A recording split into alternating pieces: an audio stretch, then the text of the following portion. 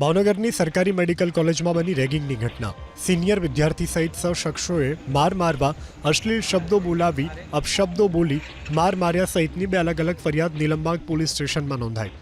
રેગિંગની ઘટના બનતા એન્ટી રેગિંગની 11 સભ્યોની બેઠક મળી, જે બેઠકમાં નરેશ ચૌધરી, મન પટેલ, પિયુષ ચૌહાણ, મિલન કાકલોતરને સસ્પેન્ડ કરવામાં આવ્યા છે।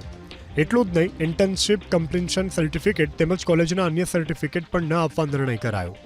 પીડિત વિદ્યાર્થીઓનો આરોપ છે કે 6 શખ્સોએ અબાબરૂ સ્થળ પર લઈ જઈ ન બોલી શકાય તેવા શબ્દો પરાણે બોલાવી અને ના બોલો તો બેહોશ થાય ત્યાં સુધી માર માર્યો, જેમાં ઇજાગ્રસ્ત ત્રણેયને સારવાર માટે સરટી હોસ્પિટલમાં ખસેડવામાં આવ્યા।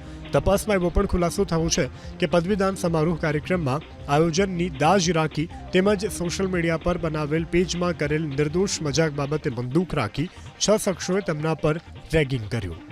કે જે 4 વિદ્યાર્થી છે જેના અગેન્સ્ટ એના આરોપ છે કે એને તાત્કાલિક રીતે સસ્પેન્ડ કરવામાં આવે છે અને એનું અત્યારે એટ પ્રેઝન્ટ સર્ટિફિકેટ અમે વિથહોલ્ડ કરીએ છીએ।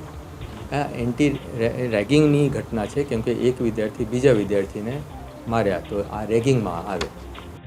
મેડિકલ કોલેજમાં બનેલ રેગિંગની ઘટના પર ભાવનગરના સાંસદ અને કેન્દ્રીય રાજ્યમંત્રી નીમુબેન બાંભણિયાએ નિવેદન આપ્યું કે આરોપીઓ વિરુદ્ધ કડક કાર્યવાહી કરવાના આદેશ અપાયા છે અને ભવિષ્યમાં આ પ્રકારની ઘટના ન બને તે માટે કોલેજ પ્રશાસને સૂચના પણ આપવામાં આવી છે।